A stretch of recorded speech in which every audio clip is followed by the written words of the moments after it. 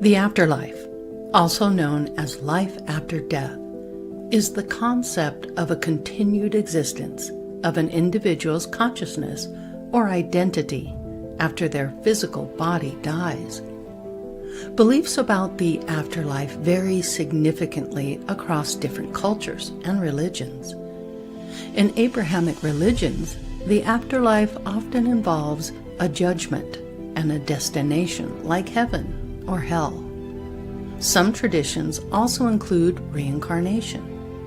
Indian religions generally believe in reincarnation, where an aspect of the being starts a new life, influenced by karma.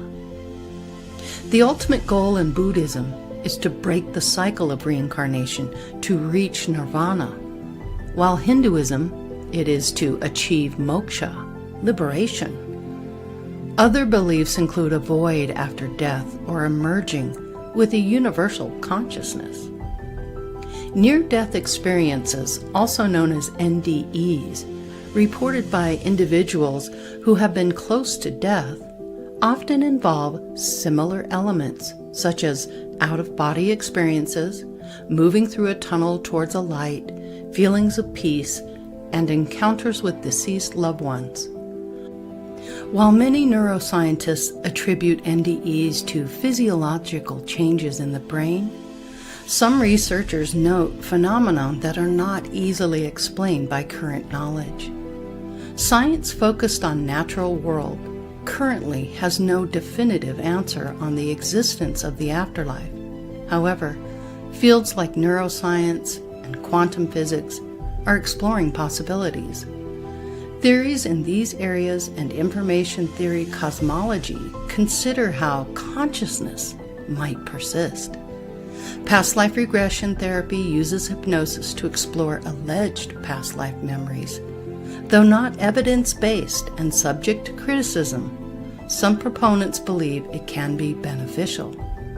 Ultimately, the question of the afterlife remains a mystery explored through various lenses and beliefs. What are your beliefs and understandings? Let's find out as we join our panel for a fascinating discussion. What is the afterlife? Welcome everyone to Andromeda 7, your celestial gateway. Good to be with you tonight. Boy, do we have a topic tonight, the afterlife. We bit off a big bite, didn't we?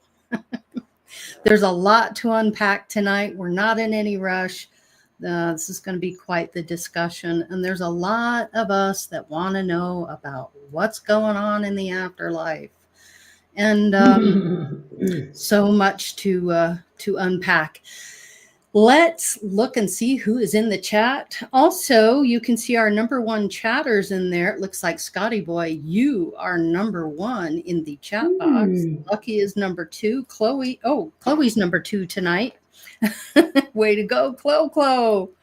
Hi, Mary Wins. How are you? It's always a pleasure to have you in here. Best moderators out there, I tell you. Really, really appreciate you folks being here. Hi, Steve. Good to see you as well, as always. Welcome, everybody. Come on in. Come on in. Paul Joe. I haven't seen you in a while. Yeah, good to see you. Mary Mansfield, a pleasure, my dear. Good to see you Sister as well. Brenda. Hi, Brenda. Dolly, it's good to see you. Hello, Dolly. Yay. Yeah, let's see who else we got. I think that's about it for now. There's about 11 there watching. Yep. Cool. Hope everybody got the notification. Sometimes it takes YouTube a few minutes for you guys to get those notifications. So that's why I ran the video first. But yeah, so one of the things I wanted to talk about tonight was, society's biggest question in life is, what happens when we die? What is the afterlife? Do we truly live on? This age-old question. And truly, the simple answer is yes, we do live on. We do. And there were many, many who came before us. And in the 1800s, Madame Blavatsky, who was a Russian-born mystic and writer who immigrated to the United States, where she co-founded the Theosophical Society in 1875, along with Rudolf Steiner, who gained initial recognition at the end of the 19th century as a literary critic and published works including The Philosophy of Freedom. And then we come into the Edgar Cayce time frame, which is around he was born in 1887, he died in 1945, but he was an American clairvoyant who diagnosed diseases and recommended treatments for ailments while asleep. And during thousands of transcribed sessions, Cayce would answer questions on a variety of subjects, such as healing, reincarnation, dreams, the afterlife, past lives, nutrition, Atlantis, and future events.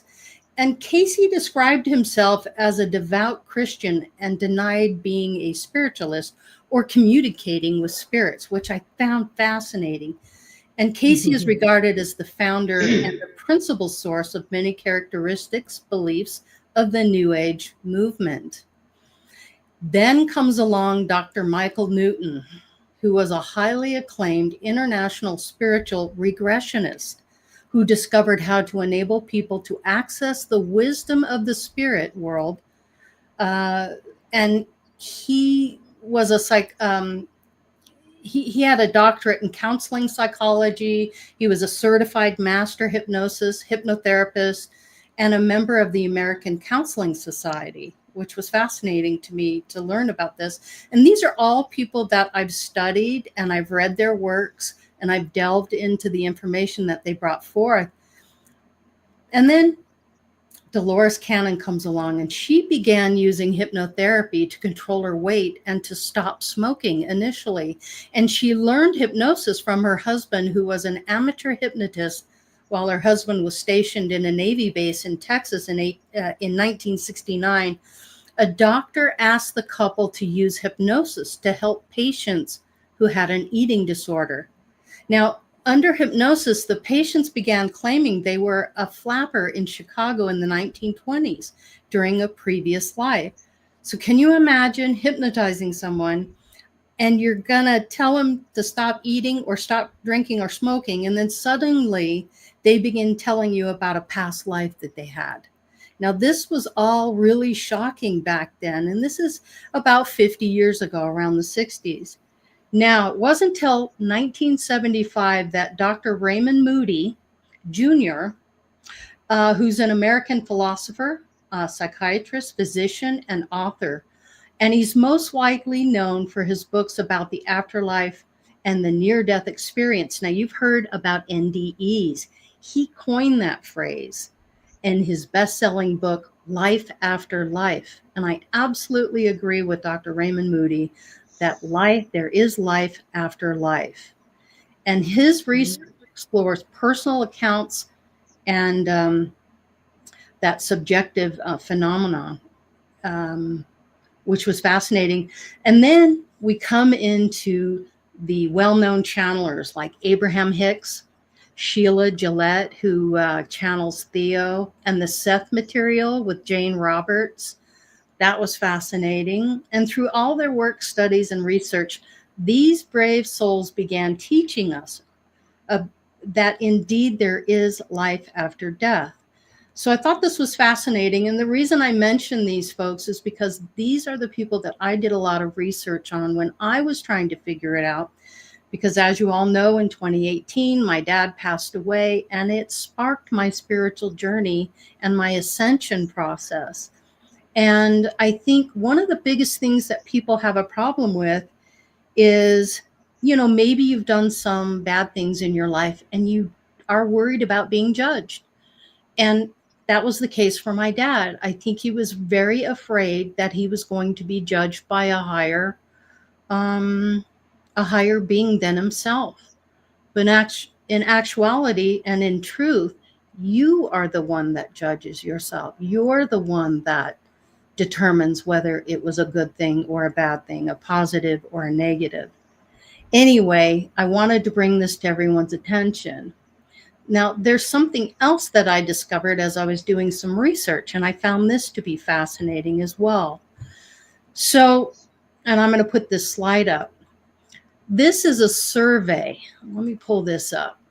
This is the percentage of the population who believes in life after death. And this was done through 2017 to 2020. And this is by country. The number one country that believes in life after death is Bangladesh. They come in at 98.8%.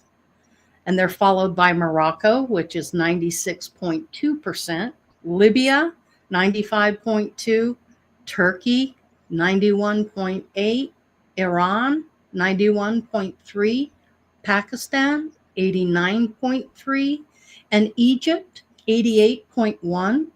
The Philippines, 83.8%, Nigeria, 83.1%, Ethiopia, 82.4%, Malaysia, 81.9%, Indonesia, 73.5%, Mexico, 70%, 70.8%, and the US, which was shocking to me, 68.2% believe in life after death.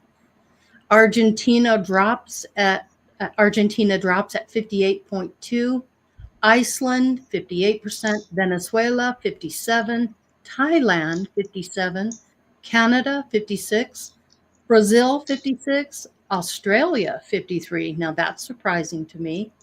Mongolia 51%, the UK 41%, Norway 39.3%, Russia 38%, Spain 38%, Japan 32%, and a very shocking China 11.5%. I was blown away by these numbers. It just blew my mind. Then we get into America's belief in contacting with the dead. And this survey was done in 1957 all the way to 2005. I looked for something, and this is a Roper survey. But it's interesting to me that in 1957, 84% do not believe that it's possible to exchange messages with the dead. 5%, only 5% believed, and 10% don't know or are not sure.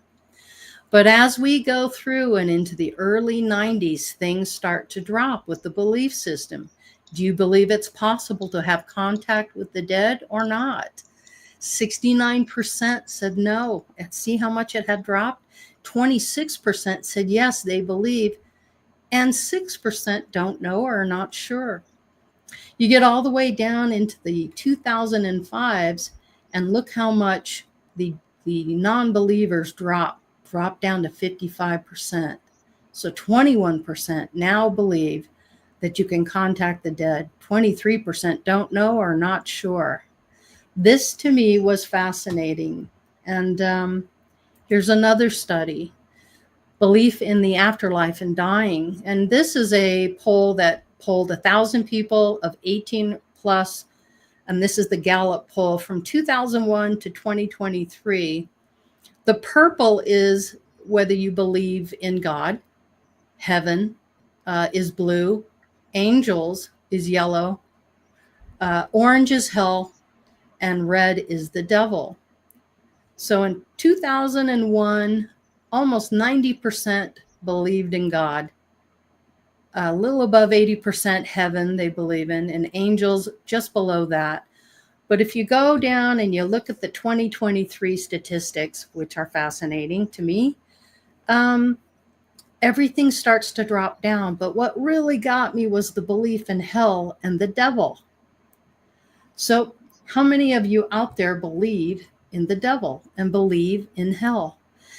So what's really important here is that people learn and make this discovery on their own. Do the work, do the research, see what resonates with you. Don't go with what people are telling you the afterlife is all about. It's something that you discover on your own, and how you're going to believe it or not believe it, how it's going to resonate with you or not resonate with you. But tonight, the panel, the three of us are going to be talking about what our personal beliefs are about the afterlife. Teresa, you're chomping at the bit. Are you chomping at the bit?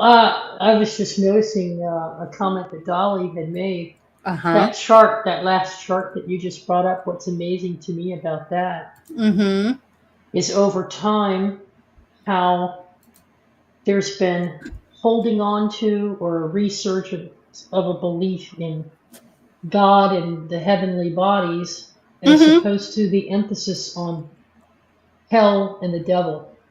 There was a revolution in this country. The Puritans came in and set up the big tents, and they were brimstone and fire. Now you're Mm-hmm. going to burn in hell, and the church was very controlling. And what this chart shows is that over what 10-year period, or if not 2001 to 23, 22 years, Mm-hmm. to break that mold is what I'm getting, and to Mm-hmm. have less emphasis on evil, the devil, hell controlling you, and more emphasis on the belief, in at least in the first 4 or 5 years there, it's showing that steady belief in something better, Mm-hmm. something more positive. Um, Yeah. and look at the angelics, they had a lot of belief in something outside of yourself as being some type of angelic being, which is more of an internal guide, as some of us have learned. But they held on to that pretty strongly. There's some Yeah. fluctuation there, but they held on to that. This is a positive sign for me, because I Mm-hmm. was expecting to see a way downward trend. And this is surprising to me because it means people are really holding on to it. They're just not talking about it as much. Yeah. I have one more Yeah. slide that I'd like if you would speak to this one, Teresa. This one fascinated you. So 88% of Americans believe in God or the Hmm. Bible or another higher power. You want to speak on that? Yeah. This chart is showing, in my way of thinking, in the first part up above, 88% of the people surveyed in this believe the God as described in the Bible. This is an important distinction. It's not that they believe in, the source creator of all that is, or the type of personification, if you will, of a God being, as described in the Bible, is one of retribution. Mm-hmm. It's one of that many religions were spun around. Mm-hmm. This belief of not a benevolent God, but a malevolent God who was trying to control, manipulate, because that's how they were using the belief in a God-like figure as a hammer to Mm-hmm. keep people in check, to keep them in control. If you look down below, it says belief in heaven, heavenly bodies, belief in heaven, 71, belief in hell, 61. So they believe we have a soul. They believe we have a spirit. That's 83%. They believe that animals other than humans can have spirits and spiritual energies. That's at least 57%. Mm-hmm. Or they believe in something spiritual and good beyond the natural world, but you just can't see it. That's Mm-hmm. 81%. But what gets me is we still have, folks, 88% believing in the biblical description of a God. Mm-hmm. So they still don't have that personal experience that a lot of us have. They still don't have the connection at a soul level to something other than what's been described as this old way of thinking of the Godhead. Now, I'm not saying they're wrong Mm-hmm. and that I'm right. Mm-hmm. I'm just surprised at the amount of people who still have that focus. 88%. Yeah. And yet we have the belief in the heavenly bodies. We have the belief in, and here's one here, incarnation. Mm-hmm. Only 27%. It was a huge part of, in the history of the world, that the folks from the East, the Eastern traditions and the Eastern philosophies, it was really catching on there for a while, and it made its way here into the United States in the Western 70. world in the Yeah. 60s and 70s. Mm-hmm. And now you look at this, and this is a source survey conducted July 31st, August 6, 2023. 2023. And we have only 27% there on Mm-hmm. this particular survey believing in that souls reincarnate, or that you can meet up with a deceased one and be reunited with your loved ones when you cross over, only 57%. Hmm. Well, it's fascinating. I thought it was interesting and wanted to kind of bring Yeah. that out and just kind of show you where society's sitting. And Yeah. we as light workers are kind of enveloped in this whole life after death thing. And I like to see it as life after life. But you know, what Yeah. happens when we die? So, Teresa, what's your take on what happens when you die? What happens? There's so much going on. You've got a soul. Yeah. Mm-hmm. Um, in crossing my cousin over and Yeah. helping and being present with my moms Mm-hmm. and having some memories of my own previous, um, I think that it's a sense of complete and utter freedom. When I had my near death experience with the accident, I was just elated to hear the voices of of people I knew, have known, saying, "Hey, you're not ready yet. Mm-hmm. Don't come all the way into this because you're not done." Did your You soul know, leave your body when you had that experience? Did you literally find yourself, as yeah, a lot of NDEs say that they find themselves outside the body, they yeah. can see Looking their down, body? and you can see them working on you. You can see them Mm-hmm. taking your clothes off and turning you upside down and putting you on the ground Mm-hmm. and intubating you. You can see it So all. you become the observer. Yeah, So that part of your yeah, soul that was connected to the body has now released from the body and is now observing yeah. everything that's going on. Well, it's a sense of joy, a sense of freedom, a sense of relief. You feel like you're going to go straight to someplace really wonderful and really good. Home even feels like Mm-hmm. home, Mm-hmm. and this no longer feels so. Familiar. Yeah, and you and It's kind of I like it would. becomes the dream, right? And where you're at becomes the reality. And I've heard that a lot. But there's Hmm. a lot of people that are in the chat and who are watching that have lost loved ones that are concerned about that. And people are thinking about it themselves, their own mortality. And Yeah. what does it really mean to die? And I Hmm. believe, honestly, it's just a transition from one state to another, that we never truly die. We are eternal beings that are forever learning and growing and expanding our knowledge. And it's really all Yeah. about that. Those are the basics where we're just bringing all the information we learned, the good, the bad, the ugly, Yeah. all of that we've But learned.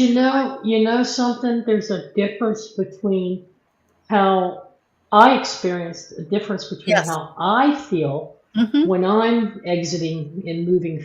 It's great. Mm-hmm. When I see somebody else going through it, It's it can very be personal.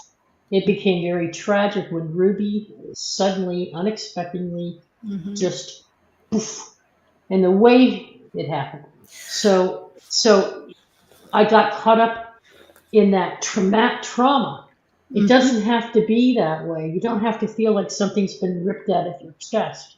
Mm-hmm. My fur baby, my fur baby, ugh, it really hurt. And Mm-hmm. I was just Frank. My brother was here, and I'm like, oh my god. But if it happens to whenever I have experienced that feeling of passing, it Mm-hmm. hasn't been traumatic. I feel wonderful, and you had to remind me. Ruby didn't really feel that. That wasn't Ruby's soul experiencing that. That was the vessel that she was in, was a means to an end. She was passing on purpose. That was her plan. Mm-hmm. And I could feel joy for her, just like I Yeah. felt for myself. And you forget that. You Yeah. forget that feeling that you feel because somebody so dear and near to you has feels like they've just been ripped away from you. And so it becomes traumatic. Mm-hmm. And your reaction to that moment, to that now moment of the passing, could be more joyful for that person soul who's moving on, because you're loving them as they're moving on. Mm-hmm. And so it's changed my perspective these past few weeks on how I look at death. Mm-hmm. not as something potentially traumatic, or not as something that I have to feel so heavily or hold on to for so long. It's Mm-hmm. something I can release more readily, and then that way I'm releasing that soul and helping that soul move on too. So, They say every death is a perfect death, no matter how it happens. And, yeah, there are people who have traumatic deaths. The soul will leave the body before any of that stuff happens.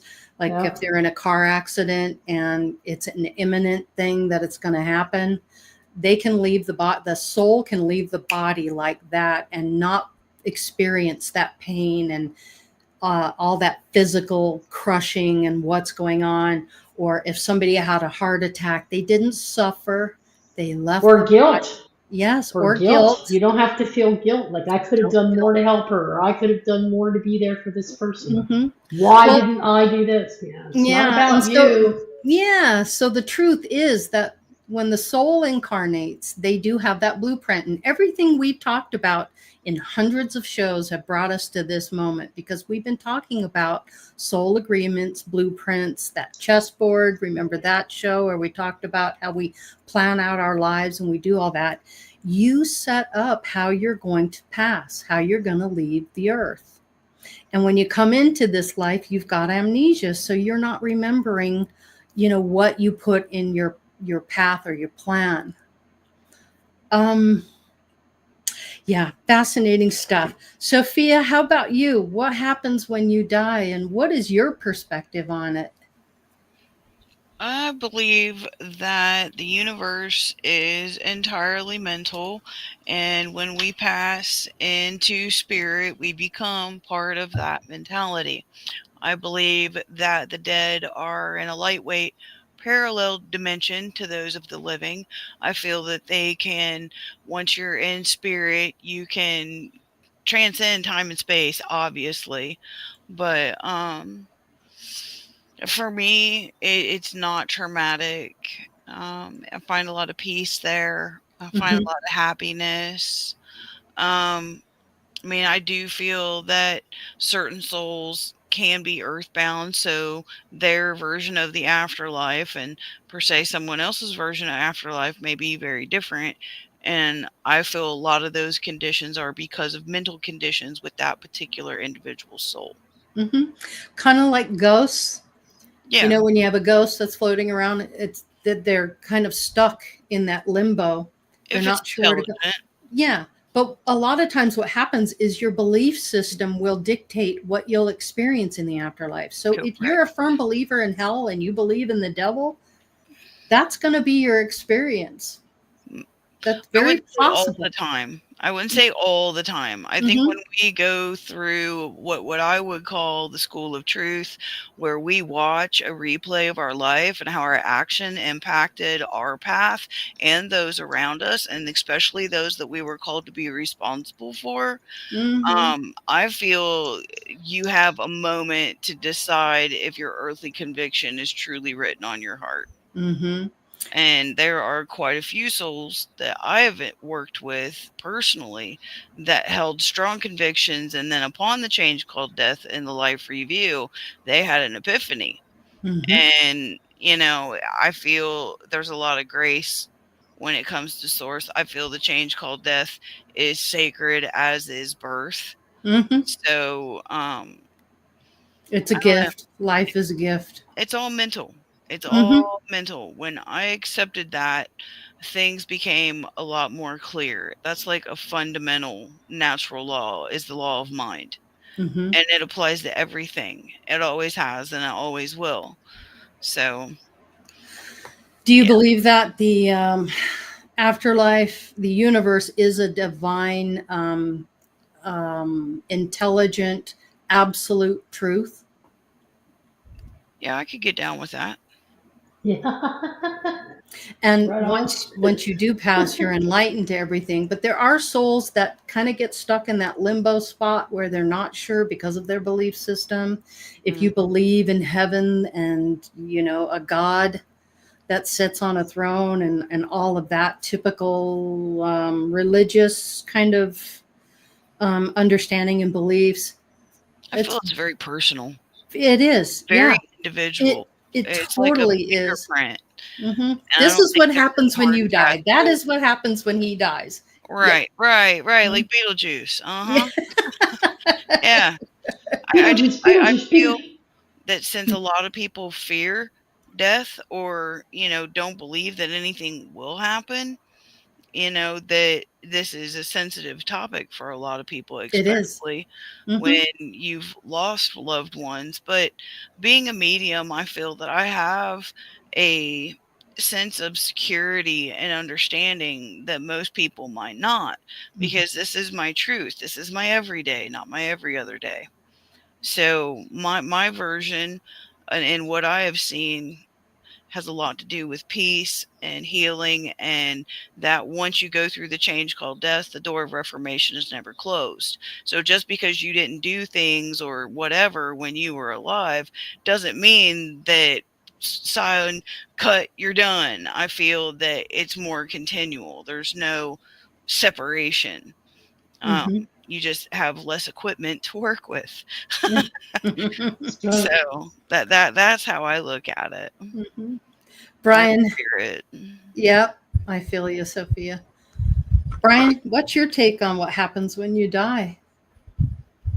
Well, when Teresa put that out, what we were going to do Tuesday on this show, my first thought was, all right, what do you consider life? What's your definition of life? Mm-hmm. But over the past couple of days, I don't know, for some reason, these videos popped up on my video feed, and now I'm starting to wonder what we are calling the afterlife. Is that still not a trap within this construct? Because when you had that up there, you said 88% of the people believe in the God of the Bible. Well, that's the God of this construct. So if you think that you're going to heaven, you're staying stuck in this construct because you're believing that God is your God, and so you're staying in well, that. if that's your definition of heaven, right? Mm-hmm. Right. It doesn't matter because our true connection to source, when we fractured off the source, we pass through so many veils of forgetfulness that we really don't remember where our true, we call the afterlife our home, but that is not our home. Our true home is right up there with source. We, I think the afterlife, that when we died, it's still keeping us trapped in this construct. But I think there's a lot of us now that are starting to learn that this is a trap on this construct, that we're going to be able to break free once we cross over after this lifetime. Brian, do you think that it might be a self-imposed trap? Well, yeah, because like I said, like the religion, Easier not to take responsibility for your actions. right? I mean, When because you know, like it said, the God of the Bible. We all know that the God of the Bible is the God of this third dimensional construct. Can we agree on that? And I'm not not, actually source. yeah, so I have no indoctrination whatsoever about religion, so it's not a factor for me. So I don't even think in those terms. So it's hard for me No, to even have that understanding of it. I I used just, to have that understanding. I don't Teresa, anymore. you would know because yeah, you Right, I were was brought up, part you of were that raised that way. trap. I was Okay. part of that trap. Yeah. right. And But you can see where when you're in that belief system, when you pass away and you cross over, you're still in that trap because of your belief system in that lifetime. Because you right. actually believe that you're in Hmm. heaven and with source when you really are not with source. Kind of Well, understand what? here's the thing, Brian, because you copied me on a video last night. Yeah, Um, and as I've explained to Laurie, my perspective has changed completely as I've channeled and talked to other souls myself and have experienced visions. For example, and dreams. Dalibor and many others. Dalibor and many others, and I have experienced visions and dreams, and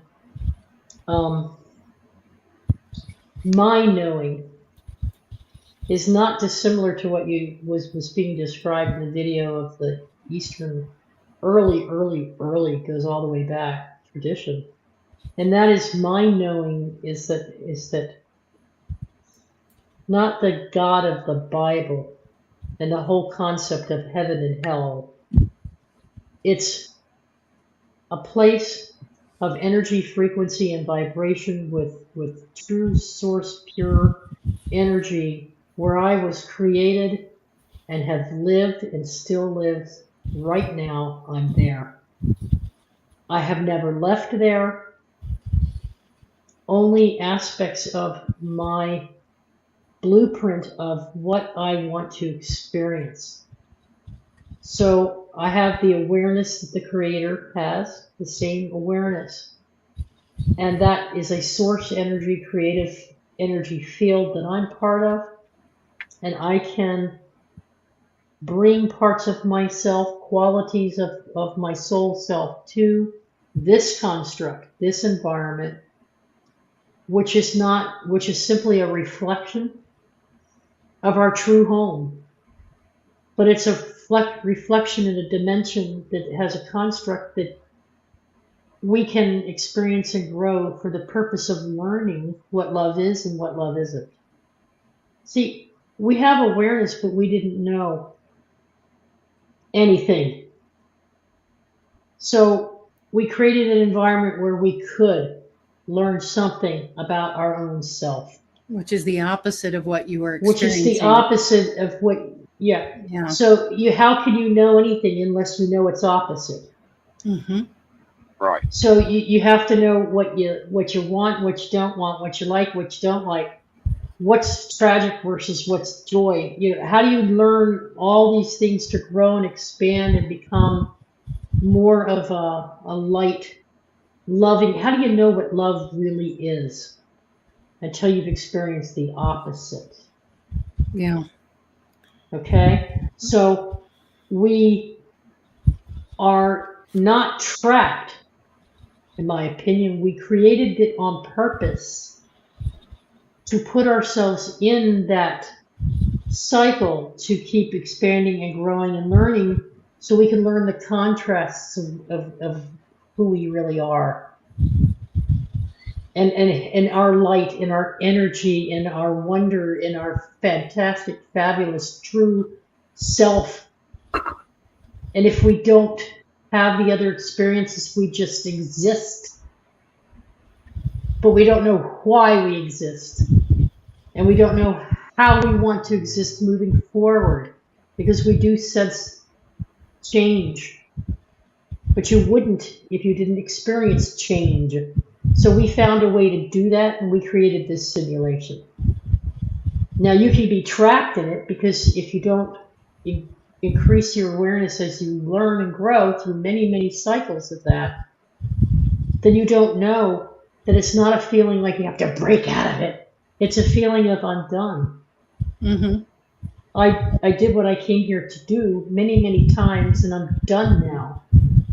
So I'm going to be happy where I am in my spiritual home, in my soul home, which is that frequency of energy, that field with other souls that have awakened and have felt and learned, said, hey, I finished. Now I can do other things while I'm here. I can do other activities while I've never left my home. Only the Teresa essence of the now lives here now in this 3D. But my soul is still with all the other souls and with Source. And that's a good question. Are we in the same place at the same time? There's a part of you that's in the etheric realms, and there's a part of you that's in the human body. Yeah. Yep. Yeah. That's the higher self, the higher mind, the one that's directing and helping us, get through this lifetime. Loretta said something that was interesting to me. I disagree with needing the opposite of love to know what love is. First of all, we are love, 110%. 10%, we are love no matter what. We can never be anything but love. We're just experiencing what the opposite of love is when we're in the human body and living lifetimes, and not just human bodies, but all kinds of different types of life. So we're always love, 110%. That never changes. That's who we are at our core. And I agree with her. I agree 100% with her. I never said we weren't love. Mm-hmm. Yep. How do we know anything other than? Yeah.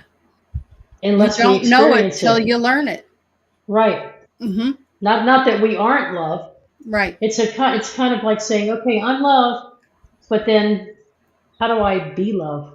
Well, you don't have to be love. It's not a how-to. You already are. Mm-hmm. Well, that's like saying I exist. Are there others? How do I know others exist if I don't have awareness of something other than self? Mm-hmm. So that's all I'm saying is you get to know why you're love. You get to know why you're so beautiful. You get to know why you're so powerful, why you're such a light energy source, why you can help others' souls develop, why you can create as co-creators. See, here's another trapped, another soul that believes the trap. 26,000 years we are trapped here to complete the wheel of the 12 houses. I cannot get on board with the trap thing. It just, I just believe it's not been my experience through my many, many hours of research and understanding and listening to ebooks and just all that I've learned. It is not a trap. It's only a trap if you make it a trap in your own mind. I'm sorry. That's just my personal belief. Not to impugn your belief at all. It's just, I don't see it that way, but I respect your right to have your own opinion, Milky Way. And I can understand why people would feel that way too. Yeah.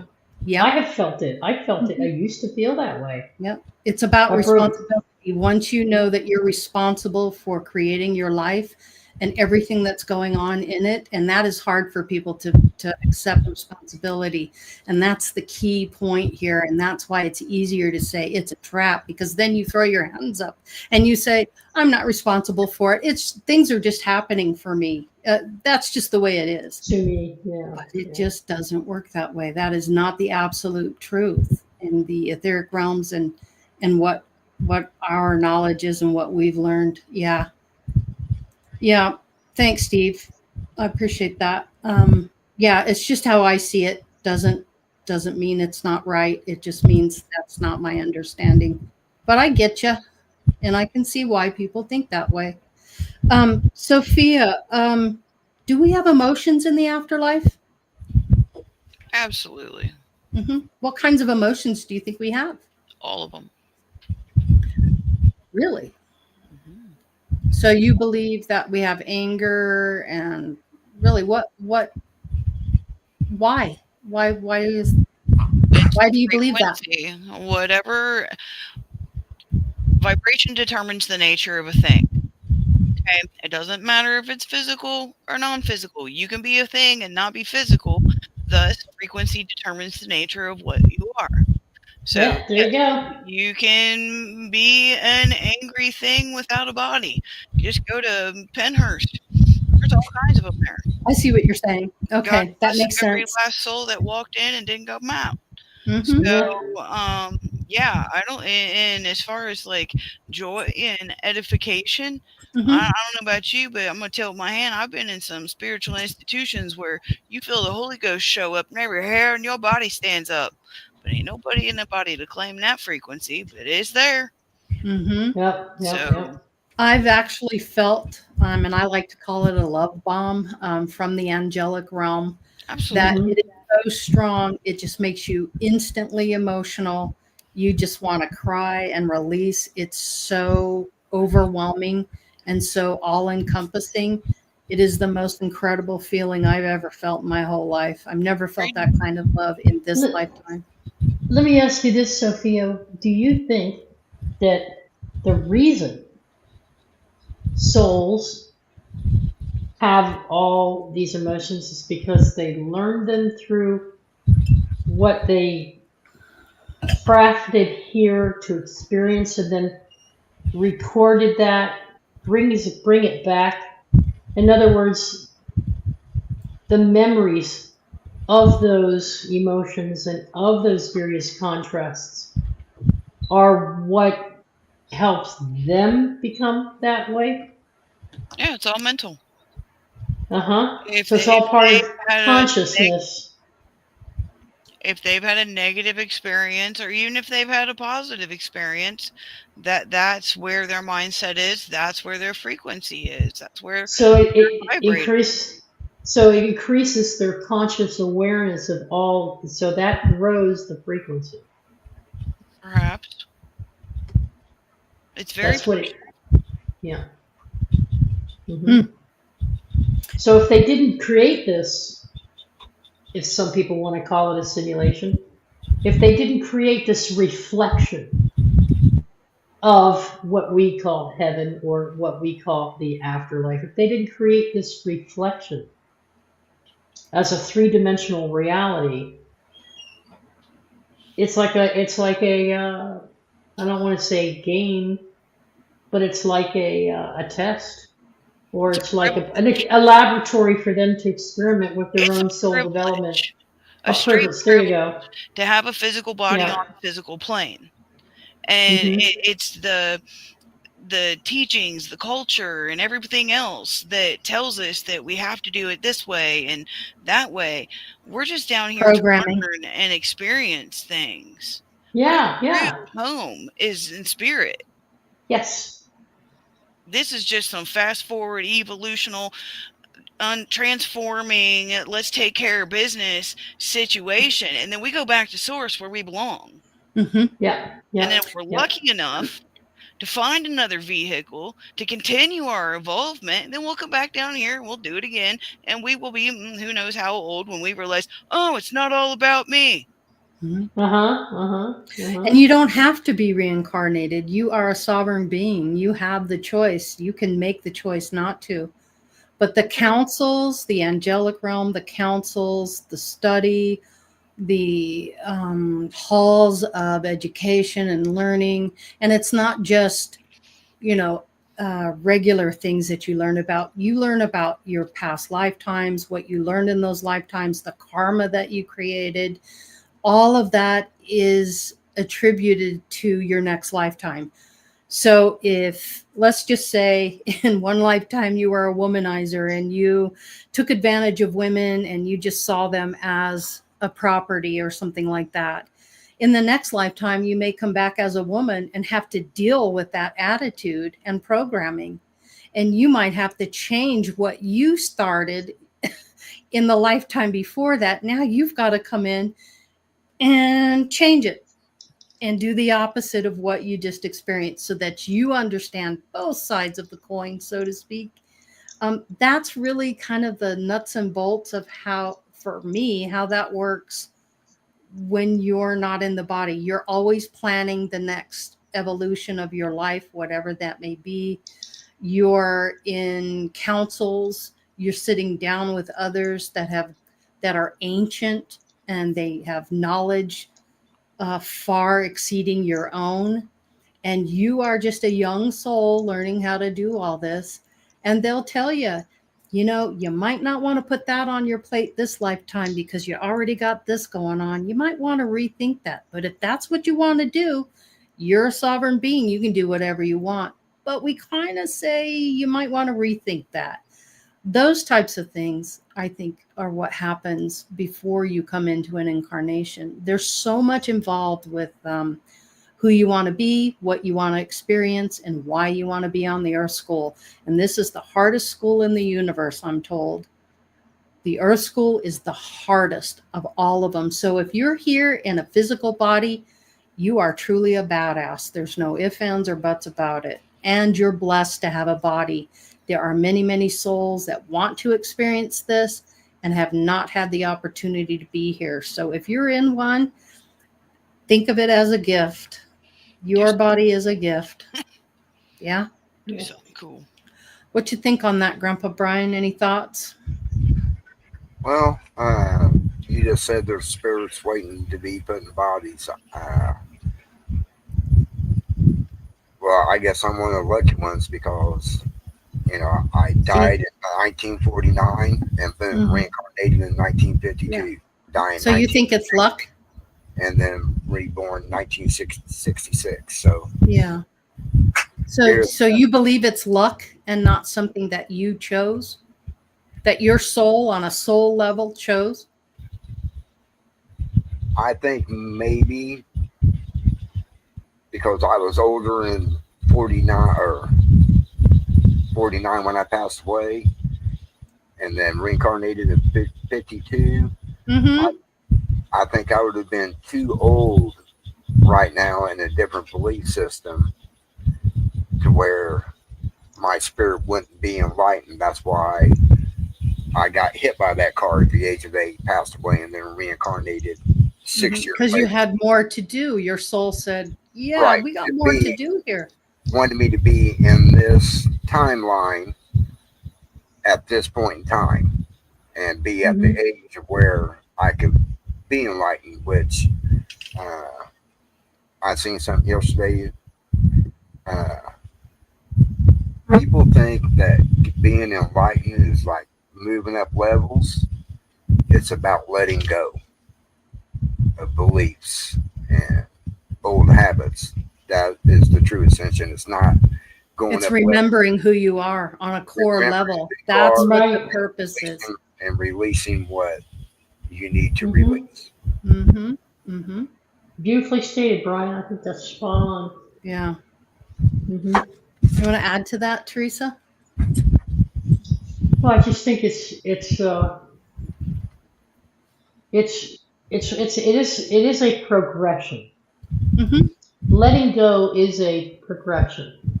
It's an advancement moving forward and of the increased conscious awareness that you have, that you've gained. You've gained something. Now, humans like to create hierarchies, and humans like to reward one another, and humans like to create levels.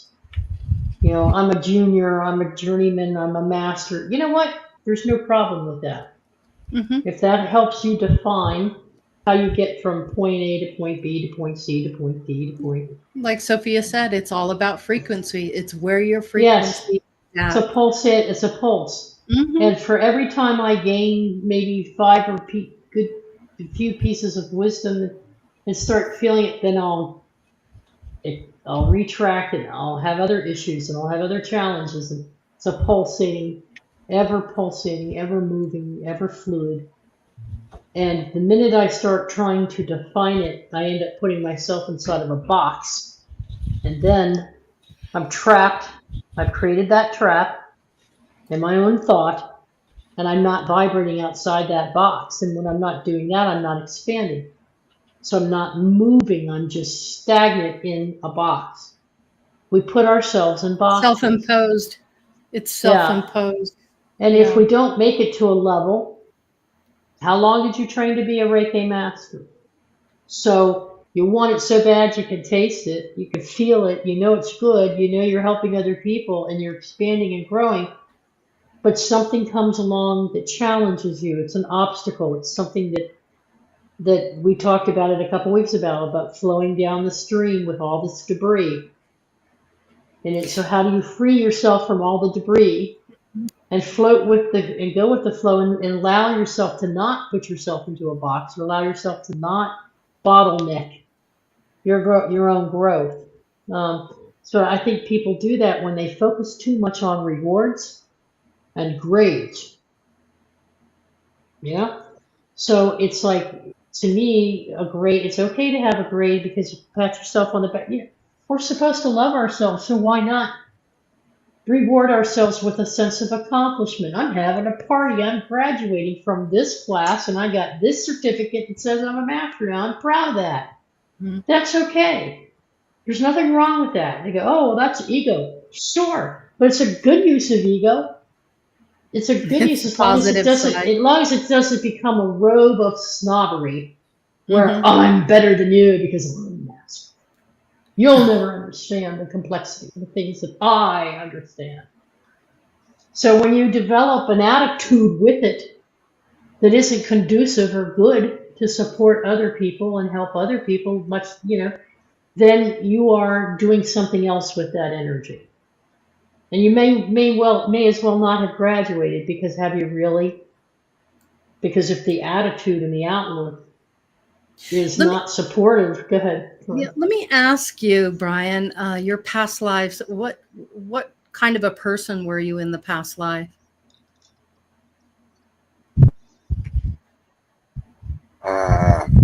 Not a very good person. I mean, Okay. like, not a really good person at all. Okay. So you hurt a lot of people, probably hurt yourself, not positive, maybe took some lives, something of that nature. Uh, Those types of things. yes, Okay. and just not a few lives, many thousands. Okay. So in this lifetime, you're learning the opposite by becoming a healer. You've become a healer. And now you know what you don't want, because you've experienced that in the last life or whatever lifetime you had that experience in. Now you have an opportunity to change it and be a healer. And you're Well, an energy healer now as well. yeah, So you're helping people. You're not hurting them, you're helping them now. So your well, soul is understanding the difference of the two. yeah. Well, in that lifetime, uh, Uh-huh. before I died, I realized what I did was wrong, and that I never wanted to be that person again. So Mm-hmm. I already came to that realization before that lifetime was over, that I never wanted to be that type of person again. Mm-hmm. Because That's why I'm a healer in this lifetime. right. And that's for the growth and expansion of your soul. So on a soul level, you experience that to know what you don't want. So now you know what you do want, and you're making those changes in this lifetime because you want to be positive in this lifetime. You're choosing to be a healer and help people. You don't want to hurt anybody. Well, we do both sides of the coin, because That's my point. before then, I Mm-hmm. was a Reiki healer, Reiki master in 2 other previous lifetimes. Okay. I also was probably one of the pioneers in battlefield triage. Mm-hmm. So I was already, doing the healing and all that. So my spirit needed to possibly learn a different aspect of, you've always been good and help people. Now, let's see you be a nasty person this lifetime. I mean, Mm-hmm. Jim tells about a lifetime that he had. He'd rather shoot you than look at you. That's what type of person he was. But Yeah. we Mary Mansfield. I'm sorry. Go go ahead. ahead. No, go Uh, ahead. okay. Mary Mansfield made a brilliant comment. I love this. I think that when it comes to knowledge, skills that seem to come from nowhere, it's a combo of past life wisdom and ancestral DNA, knowledge that we're Uh-huh. accessing. Spot on. Yeah. Spot on. There's so many things that contribute to that. Yeah. This is just like a big old can of worms. It just goes on and on and on and on and on. And your opinions and attitudes can change on a dime in a moment. You'll experience something and it'll change your whole understanding. It's so fascinating how all this works. Teresa? I just wanted to welcome a new person who I haven't seen here before, Dominic Tersigny. Am I Okay. saying that right? Tersigny, welcome. And I Welcome. love the comments. I love your comments and your contributions and remarks. It's good to have you with us. Thank you for being here. Mm-hmm. Appreciate you. So we're just trying to have an open discussion about it, see where people are at, what you're thinking, how society looks at it. But there's so much information out there. There's so much you can dive into to increase your understanding of what this life is about. And just as I mentioned, those people in the very beginning, Blavatsky, Edgar Casey, all these people, Dolores Cannon, the Seth material, all that stuff. Well, you start diving deep into that, and your mind is blown moment by moment. Journey to the Soul with Michael Newton is a must read, in my opinion. Check it out. It's about past life regression, and you begin to understand the wholeness of the soul and who you are, and not just the human that you came here to be. It is so vast and so expansive. It's incredible. And we're talking, yeah, some have thousands and thousands upon thousands of lifetimes. Some have hundreds. Some have short lives. Some have long lives. It's amazing how all this works. But yeah, take some time. If you're interested in all this, dive into that material. There's so much on YouTube. Really absorb it, get into it, and, find out what resonates with you. Yeah. Sophia, any thoughts on that? No, I'm I just think it's amazing how people can have so many different interpretations of what the afterlife's all about. None of us remember it. Yeah. Really know. Mm-hmm. So Well, you deal with guides. I have a do. guide.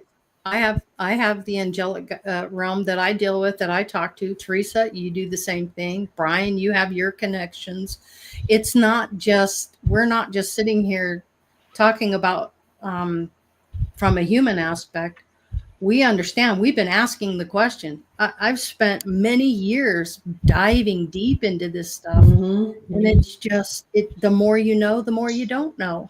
I'm with Sophia because to me it's really cool, Sophia, that there is so much difference, because we're all oneness. If we believe, if those of us who believe that we are one, the oneness with source energy, and we aren't just cells of source or fragments of source, or we keep replicating and duplicating and replicating and experiencing. And so we all have a different conscious memory or an aspect of a memory, or we wonder, why did I think that? Why have I thought this for the past 10 years? Probably because I experienced it, and that's what I remember on the other side. It's just that while we're here, we have those veils so that we can concentrate on what I like the way Laurie puts it, on now. That's why we have the veils, because we're here for this thing. Yeah, your focus is on this now. lifetime. Yeah, if you knew everything, it'd be like the answers to the test. Right. So, but we have so many different levels of consciousness, so many different experiences, that our consciousness is not identical.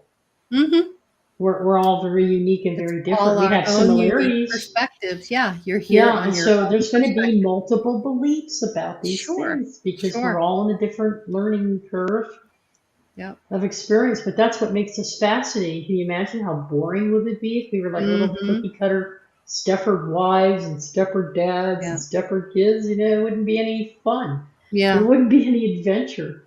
Yeah. The bottom line is, you're here to experience something new. You've spent lifetimes orchestrating and putting it all together. You've spent time with teams. You've been in the Great Hall of Education, the books of life, where you've actually seen the pictures and saw everything. And you decided, these are the things I want to work on. It really is fascinating. And to go home and to be in the etheric realm is like returning to that great ocean of love where you came from and who you are. Yep.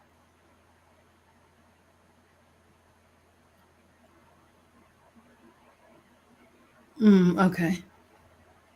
Part of an academy. An academy. Yes. It is. Absolutely. Yeah. Yep. I agree with you. Yep. What'd you say to me the other night, Laurie? It's a school where the students are learning what school really is, what it is to be schooled. Think about it. When you start out, you go to kindergarten and first grade and second grade, you're learning how to be a student. Then you get, to the 12th grade or college or whatever, and now you're mastering that that study. It's the same type of thing. It's a circle. It's a ring. It just happens that way. Yeah. Anyway, anybody have any questions out there? I Yeah. like that, Mary Mansfield. And Chloe, and our belief change as we grow and learn new information and unlocking things. Yes. Yeah. Totally agree. Mhm. Anyway, we were just wanting to express and give you some alternative things as to what the afterlife is. But the ultimate thing is none of us get out of it alive anyway. And you're going to remember and know all this once you leave the body anyway. But it is fascinating to sit here and speculate and ponder and give our knowings and share what we know. Well, isn't part of what we're trying? We wanted to help remove or alleviate some of the fear of the dying process and passing on and moving on. Mm-hmm. We've been through so much ourselves, and we just want people to know there's an alternative perspective of how to view, even if you have different beliefs about it. Mm-hmm. But to understand Nothing to be that afraid of. nothing to be afraid of, no fear, and it doesn't have to be traumatic. Now, maybe you allow that trauma a few times to learn what trauma is in the death process, but the death process itself has always been to me to be something quite beautiful. Yeah, ascended Because- masters can get out alive, so that's not even true. Yeah. Can what? Get out Ascended alive? masters can get out alive, so that's not even true. Yeah. Huh. Interesting. Yeah. So anyway, just because so many people, I mean, I just talked to a lady up the street.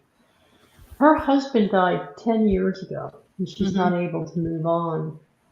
And I told you about the girl who made an altar in her bedroom to pray to him and remember him every night.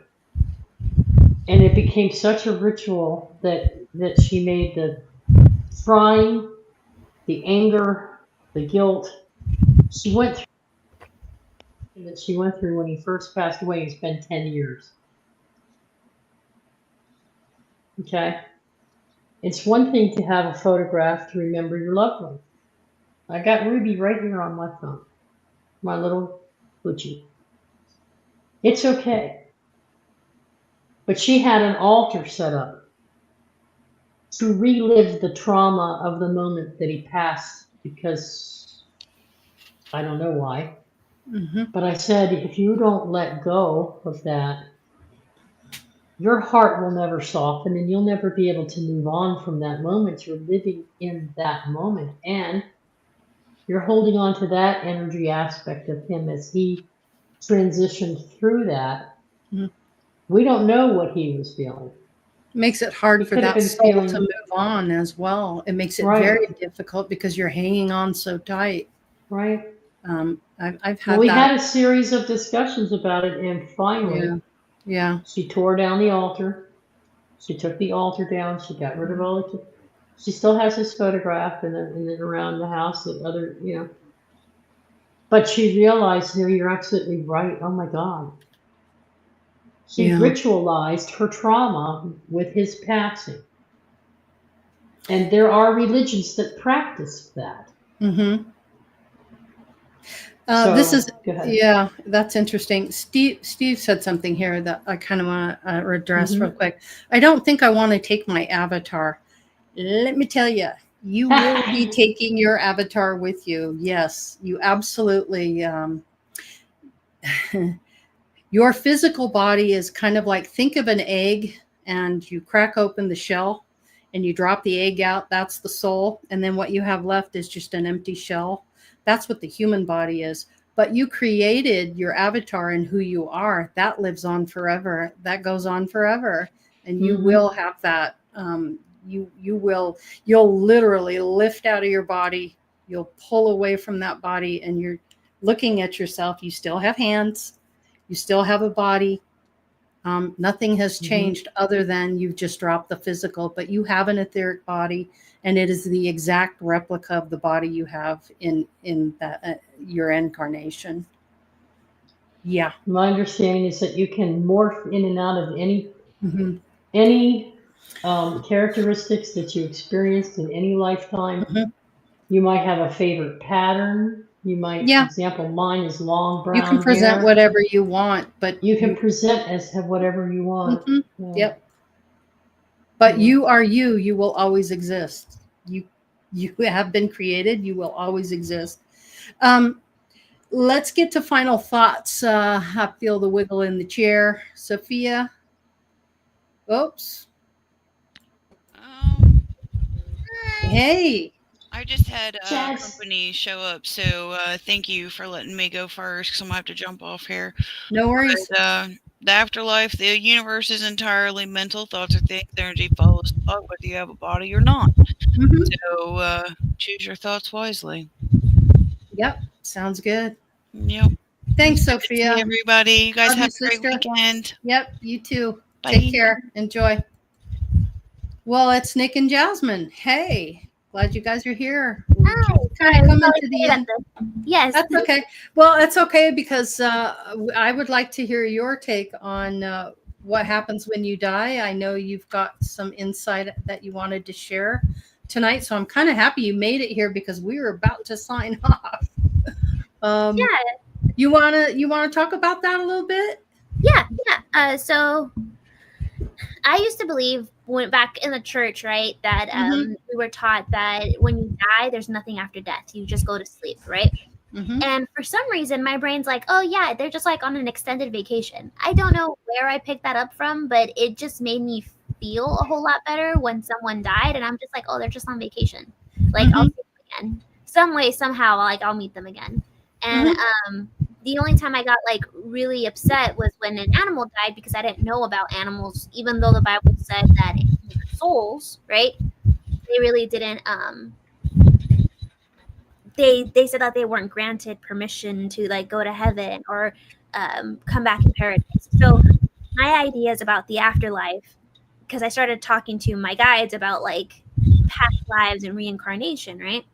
And Mhm. it just made sense to me that we can't learn everything in one lifetime, right? Like we try to learn as much as possible from each other and like through community and stuff, but we won't completely grow as like a person or as a soul with just one lifetime. So it makes sense to me that these experiences stack, or like they give you an opportunity to see different perspectives by actually experiencing them yourselves. I feel like the whole memory thing, it's kind of like a totem. Like, are you really the type of person that you say you are without your memories? Like, what makes a person? Is it the memories or is it character? And where does that character come from? I don't know. I feel like there's more fun in believing in an afterlife than thinking that we just go back to dirt and start from zero. Yeah, I think it's way more. The whole process is way more intelligent than that. That doesn't make sense to me to just come in, live a life, and you're done, and then you just fade to nothing. It's not been my experience on how it works. It is all divine intelligence. There's so much going on. Yeah. That just makes me think otherwise. Yeah. And then I can't explain like these other these connections that I make where I'm like, why does it feel like I've known you forever, but I just met you 5 years ago? Mhm. You know, it's nice to think that, oh yeah, we were friends somewhere, and like Mhm. our friendship was so close that it transcended time. I'm like, Right. Soul recognition. Mm-hmm. Yep. so I like it because it's like it's almost bittersweet that like my friendship isn't going to end here, that we can be friends at another time. Like I could be a Mhm. cat next time and you can be there, and like, you know what I mean? Like it's just, I guess it's more romantic that way about Mhm. life, but Mhm. I like it. You know what I mean? It's not just all like, you know, one story one way. It's like a lot of stories interlacing with each other. Mhm. Hey, Nick. Hi. Did you want to say something? Yeah. I'm just Okay. trying to appease the cat before I start. Okay. That way they don't get in the way. So in this life, actually, part of my I guess you can call it destiny or reason of being, is I'm actually supposed to remember my past lives. Mm-hmm. So I've been given access to quite a few of them. So I know, like, it's not just a one and done thing. Mm-hmm. One of the most recent ones, and also one that gave me a lot of confirmation that all this stuff is real, is my most recent one. Before this one, I was working in the CIA in America, and back when I was younger, I had a dream about it, and apparently, the dream was about right before I died. I was chasing someone with my partner in a boat, like high speed chase, but we capsized, and I got knocked out and I drowned. They tried to save me, but they couldn't. So the reason why I got confirmation from it is because you guys met Jim, right? He's been on the show. He's one of my teachers. Great guy. Yeah. Whenever we're at Brian's retreat, he'll just start droning on about random stuff just because he's tapped in, and then he just ends up talking about that same exact dream I had as a kid. And wow, that blew my mind. I was like, how does he know that? Because he's connected. right, type of thing.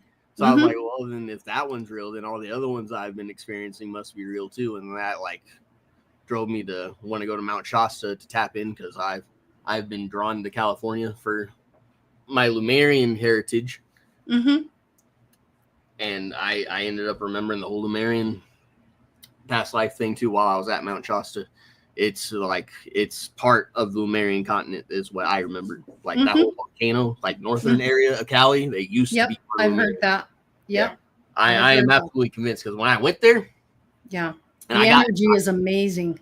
Yeah, when I went there and I got tapped in, all the woods and whatnot, it turned into city. Like from where I was just seeing, where everyone else was just seeing trees, and like the mountain and all that stuff, I saw cities running off of, like, it wasn't like today where it's like super like inorganic. It was like they figured out how to make inorganic and organic coexist. So it wasn't really polluting anything. It was just in harmony. And yeah, it was like super city. The heart of the city was in the volcano. And I just next thing I know, they thought they saw Sasquatch. No, it was me. I with a bunch of sticks, like put together as like I was a king. I had one that looked like a sword, one that looked like a scepter, another one that looked like a crown. Are you saying you were a Sasquatch? No, they thought they saw Sasquatch. Oh, okay. I was royalty. I was Lumerian royalty at one point. Okay. Yeah. So you've been doing this a long time. Apparently. Yeah. I think like many of us. Yeah, I think it's instances like that where there's a lot of stories out there of like kids that remember their past lives and they have like scars of how they died in their last life. Or like for me, like birthmarks. You've heard of that before. Yes. Or I think one that I've experienced is just knowing where something is in a different city, in a different state, in a different country. I would be like, oh yeah, like that. If you turn around the corner, the blah blah blah is right there, and I'm just like, where did that come from? Like, how do I know that's there? Like, I've never been there before, but but your soul remembers. Yes, and I feel like we all have like those pieces, and if we are meant to remember, we will remember. And I don't think we should stress out too much. Like if you don't feel connected to the afterlife, or if you don't feel connected to reincarnation or anything like that, it's not necessarily a bad thing. That's just not your cup of tea. You're basically, you signed up for a different adventure package, and your adventure package is more about experiencing the here and now and this life to its fullest, right? Not to go back and double dip and figure out, you know what I mean? Everybody has their own adventure package because everybody's trying to learn something different. Everybody's trying to level up a different way. So it's not necessarily one's right or one's wrong. It's just, that's just what you decided to experience. Yep. So I will recommend that if you do start diving in the past life stuff, to always be aware that that is no longer you. I've seen a lot of people that dive into it and then their like, egos like totally deviate to those past lives, and then their like whole demeanor and whole character changes, and then they end up going back to bad habits that should not even have came back to this life because they're too stuck in the past. So, you really want to focus on the lifetime you're in and what's going on right now. Yeah. That's You the- may Yeah. have a soul agreement with yourself to come in and be a light worker, such as yourselves, yeah. to help humanity, expand and grow and learn something new about themselves and to remember who they are. So you decided, your soul decided it's time to be a light worker. And I want to experience this in this block of time. And I want to be here in this place on earth in Indiana, where you guys are located, where you probably have some imprint there already. You may have past lives that you were already there and you're attracted to that area. I think, Brian, that's true for you. Oh, yes. It's like, there's no other place on earth you'd rather be than where you're at. And there's just a connection. About that. Yeah. I feel like, I've been to Arizona. Believe you me, that's where I want to live. Yeah, Arizona is a neat place, no doubt about it. Hotter than a what, but it's a neat place to be. yeah. So I feel like no matter what you want to believe, you'll believe it for a reason. And if you are curious, there's nothing wrong with it. And if you do want to dive into your past lives, just to figure out, sometimes some people have phobias and they can't explain those phobias. Mm-hmm. And it might be because in a past life X happened. Okay, good. Like for me, when I learned about numerology and I learned about my life path number, it said that the reason why I chose 5 was because I was stuck in a loveless marriage back then, and I was stuck doing what I was supposed to do and what was expected of me. And so I left myself a message, and I chose a life path 5, so then I wouldn't get stuck in that again. So when I was following the same patterns of like, oh, this is what I should be doing, this is how I should be acting, this is what's expected of me, this is what I, whatever it is, I was like, I'm doing it all over again. I can't do that. I can't do another lifetime doing the same thing all over again. Right. You needed that 5, that big change, Yes. that abrupt change. I have a past life on the Titanic, and this is kind of interesting. I'll tell you about it. I was a porter on the Titanic. I served the public. I was male, and I drowned in that lifetime. And to this day, deep water. I don't like deep water at all. And I was trying to understand, why did I have this lifetime and what was the purpose of that lifetime? Well, as you know, the Titanic was called the unsinkable ship, and it couldn't be sunk. And then later we find out that it needed all those lifeboats and that the laws had to change. So I felt I was part of that change by losing my life at that time, that valuable life. I was able to contribute to new laws and new ways of thinking in the future to where that could not happen again.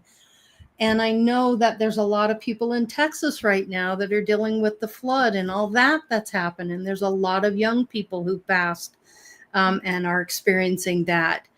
And those are some very young souls that agreed to come in and just live a short lifetime and come in, do what they need to do and get out, but to be the catalyst for the change that needed to happen so that a warning system could be put into place so that these types of tragedies don't happen in the future, that it needs to be addressed. So they willingly came in and gave up their lives to do that. Now, I know that could be very hard for some people to think of it and look at it that way, but that's why I gave you the example of being on the Titanic and how that is always the catalyst for change. So much attributes, those past lifetimes attributes to what you're doing now and what you're working on, that it's so intricately connected. It's really quite fascinating how it works. Jasmine, you mentioned something about the right and wrong. You were, and Teresa had passed this on to me about, you had a session or a talk with your guides, and they wanted to talk about the right and wrong, the positive and the negative things that go on in life. Could you speak on that? Yeah. So I was looking into past life stuff, right? Or like reincarnation stuff. And I had asked, is it right of me to even look for that stuff? Or should I be focusing more on the here and now, because I am curious about it. I do want to know. I do have memories. Like I have memories of Egypt. I have memories of Greece. Same. Same. You know, and the reason why I call them memories is because they feel like memories. You know what I mean? Like they're too detailed for my brain, for it just to be my imagination. And they I don't know, maybe it's because I can lucid dream, but I remember the textures, the smells, like the way the ground, like I remember all of that. So, and I remember that I left something for me out there. And it's kind of like when I'm remembering a dream, I'll put like, I won't remember the whole sentence. I'll make a note, or I'll flag something. So then I'll go back to that flag, and then like the whole dream, I remember the whole dream. They're like little tokens. Anyways, that's a whole other topic about lucid dreaming. But I was asking my guides, like, is that something that I should reopen, right? Or should I leave that in the past? Because I don't want to. After my studies, I've noticed that if you spend too much time in the past, that leads to depression. If you spend too much time in the future, that leads to anxiety. So the healthy state to be is to be in the present, right? So I don't want to be consumed with the past or my past lives. Because like Nick said, you people tend to lose themselves because they're like, oh, I was such a cool person back then. Like, now I'm not like that. Now, like, my life had so much meaning. Like, you know what I mean? Like, how can you add to the current lifetime if you're always in the past? It's the same with, you know, living your life on a day-to-day basis. You know, well, this happened to me 10, 20 years ago or 5 years ago or whatever. Well, that's over with. That's all done. Right. So what are you going to do now? Yeah. So I asked my guide, I'm like, is it good if I do that? Because I am a sentimental person. I do tend to hold on to things, and it's just because I feel like I put too much meaning into everything, but I feel like my life is more enjoyable that way than disassociating. Because when I was disassociating, nothing really meant anything. Like taste, I didn't have a lot of taste. I didn't have a lot of colors. Like everything felt so dull when I didn't put any meaning on anything. And I know there's a healthy balance between the two. So I was asking my guides if it was okay for me to go looking into my past. And he answered back and he said, there is no right or wrong. It depends on what you're called to. He's like, if you're called to it, just remember who you are and why you're here. And there would be no dangers for you to look into it. He's like, don't force yourself to look into it either. Just because, like, if you feel like you're, like if you have to, right? Like if you have no authority, or if you have no, what is it called? Free will with it. Like if you feel like if you have to, then that's also a red flag. He's like, but I think you know well enough that there is no right or wrong. It's whether you do it or not is part of your journey. Yeah, part of the script. Yep. Yeah, like for you, Grandpa Brian, same type of thing, where you had that past life situation and now you're doing things differently, but you have done it, you did it before that way. It's like you're just constantly bouncing around to, okay, let's learn this, or let's experience this, or gee, I wonder what this would be like. And you put it in your soul plan and boom, there you are. I'm going to be a healer. Yeah. It's like you're kind of like a story writer. You know what I mean? Yeah, like, you're writing you're the writer, director, producer of your life. I really, really believe that. And you're responsible for the life that you create. Even when you're in it, you're responsible for it. Take responsibility for yourself. Take responsibility for your emotions, your actions, how you treat people, how you treat yourself. A lot of us take advantage of our bodies. Treat it like a puppy, like a cute little puppy. Feed it. Give it lots of love. Give it good nutrients. Yeah. Make sure you have all your shots. Yeah. You know, just it sounds very simplistic, but it's so true. I mean, love I feel like yourself it's like hard the for some angels people. do. It's hard I feel like it is hard for some people because we're so like desensitized. I feel like because I remember I used to be like addicted to like crime. I still like crime shoes, but I'm not as addicted to them as I was before. I would listen to like podcast and podcast of like I'm doing the dishes and I'm listening to crime shows, like, you know. Well, that's interesting that you say that, because you must have, if you are drawn to something and you're listening to something and you're diving into something, has a lot to do with past lives. Yeah. Were you a detective in the past life? Were you a criminal? Were a detective? I was a detective in a past life. Yeah. So that tells me right there that your desire to know the truth is the most important thing. You need to get to the truth of it. Yes. Because being a detective, you need to take all the pieces, put all together. You have to be very observant. And it's not just the things that are said, it's also things that are not said. And it's not the way that's displayed. Like, I feel like people's body and energy speak a lot louder than what they actually say. The intuitive energy that you pick up. Yeah. And detectives are quite intuitive. Most detectives are. I mean, the successful ones, the good ones. yeah, the good ones. I feel like doctors are like that too, because like I've noticed certain doctors, like they can't pick up on because I work in the medical field, right? They can't pick up on the patients in pain. Like I'll look at them and like if I see them squinting or like wincing or their eyebrows go like this, I'm like, can we pull back a little bit? They're not comfortable, and they're just like, how do you know? And I'm like, it's on their face. Well, I mean, one of the main reasons why we picked up on magic so early is because we have so many lifetimes.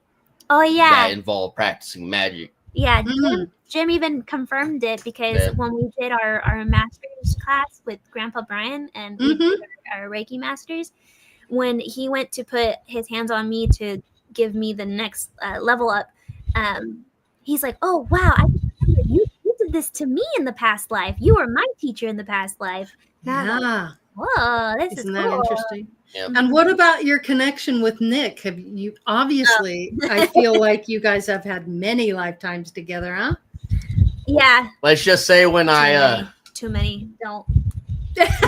when I first claimed her, don't, so to speak, we instantly remembered a certain memory in the pyramids. Were you ever female and she was male? We were both sisters at one point. Yeah. Okay. Jim said that he was like the super girly sister and like being like, you should be more like this. Like, this is how you treat a man and they'll do anything for you and blah, blah, blah, blah. And I was the tomboy that's like, I don't want to do that. I just want to climb trees and be with the animals. Like, I don't got time for that. Another interesting one that got confirmed by two mediums separately, Jim and another one from Chesterfield. They both picked up on the past life where we were both in the army. Yeah. She was my I was superior in the army. Yeah. Okay. I was so your souls are trusted. You trust each other on a soul level. So that's why you come in so much to teach each other. And you play different roles. I mean, you know, your father could be your son in the next life. Your mother could be, you know, a sibling. I mean, we all switch roles. It's amazing. I could have been my grandfather in a past life, but I come into the same soul family and the same physical DNA family as well, because those codes are carried in the blood, and that's what transmits through the ages. Is literally through the blood. I heard that it's easier to reincarnate into your same bloodline. Yes, and it's hard it is over. It is different bloodlines. Yeah, not to mention the karma you've created. Consecutively with those lifetimes, there's a lot of karma involved, and it's all about cleaning up the karma, getting all this buttoned down so that you can graduate and move on. There's a lot of negative stigma about cleaning up karma or not creating karma. I feel like you're going to create karma. It's inevitable. It's inevitable to not create karma, because it's not just righting your wrongs, it's learning a different perspective, right? So like one time I was super angry at someone because they had killed somebody, right? And then I got super angry at someone else because they allowed themselves to die. And I'm just like, what? Like, you have the power to get yourself out of that. Why would you, you know what I mean? So I was upset that it was gone. And then I had to experience both sides. Experience the aggressor side, and I had to experience the victim side. And then it just made me have a better, how can I say, empathy? It's not like I didn't say neither one was right and neither one was wrong, right? It was like It circumstance. just was what it was. Mhm. You don't agree with it, but you understand. Yeah. Kind of. Yeah. thing. Yeah. That's a good way to put it. Yeah. Yeah. I like that. But it gives Wow. you depth, you know what I mean? So Mhm. it makes me tread more cautiously about what people are growing through. So like when someone gets upset with me, it just makes me like I do get like upset back, but I don't meet them at that level anymore. I'm just more firm, and I'm more what's the word? Authentic. Assertive. Like I'm not. You're being your true authentic self. Look, Yeah. I'm not taking any crap from anybody, but I'm also emotionally mature as well. Yeah, And I so can see the truth in it. yes. So I Yeah. don't throw it back. I'm just like, that's not what I said. That's not what's going to be done, and that's it. That's all that has to be said. Like it took a while for me to not over explain things, because I Mhm. had the habit of having to over explain it or over defend myself or overdo it, and Mhm. then I got into the habit of like, no, saying no is enough. Saying like the bare minimum is enough.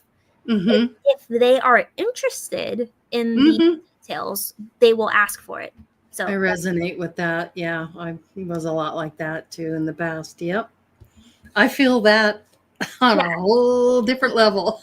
yeah. Yeah. I mean, if Afterlife is not for you, that's fine. But Yeah.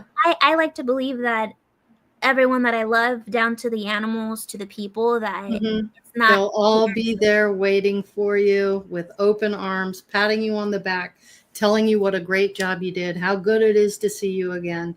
Yeah. All your loved ones will be there waiting for you, because again, there's that etheric part of yourself that's always in spirit. That's Mhm. that higher vibration. And then there's a percentage of you that's in the body here. So they're already managing lives, and not just this lifetime, but multiple lifetimes.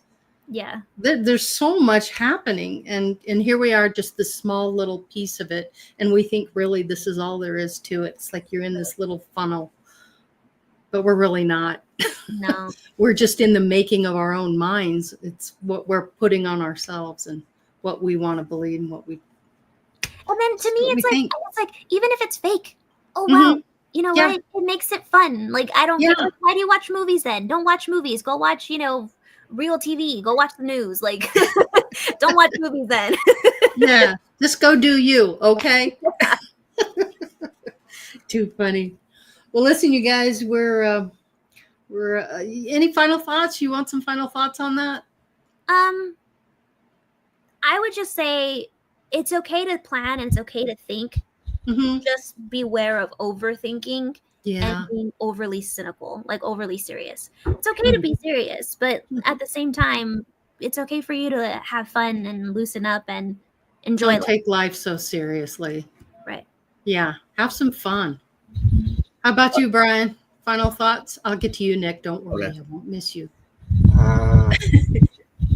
I'll just remember when you cross over, you're remembered by how you love people. Mm-hmm. Unconditionally love people. Yes. Mm-hmm. I love that. And I'm going to say something on what Grandpa Brian said. It's psychologically proven too. People Mhm. will remember how you make them feel. They That's won't right. remember what you said, and they won't remember what you wear. True. Absolutely. Remember how you Absolutely make true. Wow. Well said. How about you, Nickster? Okay, so my final thoughts is I tell this to people all the time. If you come across someone that is pure raw talent and something that you're interested in, Mm-hmm. and it starts making you feel really small and inferior, Mm-hmm. get out of that mindset. Yeah. Raw talent is just a translation of they've been doing it for way longer than you. Yeah. Yeah. That's They've been very doing it true. they've been They doing it for perfected that energy. Yeah. They've been doing it for an X amount of lifetimes. You're just starting. Mm-hmm. So Don't give yourself a break. Yeah. Mhm. Yeah. You can't cut corners on things that are worth it. And if you really do want it, put in the work like they did. Mm-hmm. Yep. You got it. Well, everybody, hope it gave you something to think about. It is a really broad topic, and there's so many opinions out there. But hey, take some time for yourself and figure it out for you. What resonates with you, what doesn't. take what resonates, leave the rest behind. You've heard that a million times, especially with tarot card readings, but it's so true. It's so true. It's cliche, but it's true. Anyway, yeah, thank you to everybody that was on the show. Sophia, Teresa lost her volume or her headset, so she couldn't be on the show, so she had to tap out. Sophia had some things to do, but I'm glad you guys made it, and it was good to see you, and glad that you you participated and was able to give your thoughts and opinions. Yeah. I had that one that we were supposed to talk in this one. Yeah, most definitely. Too cool. All right, you guys. Well, everybody in chat, thanks for hanging out with us. We appreciate you. So much love.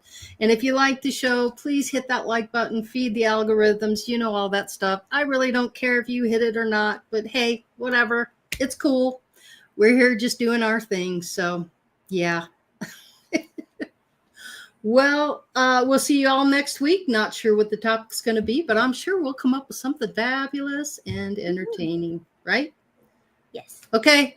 Have a great night, great weekend. Be love, exude love, treat your neighbors with love, and don't accept anything less.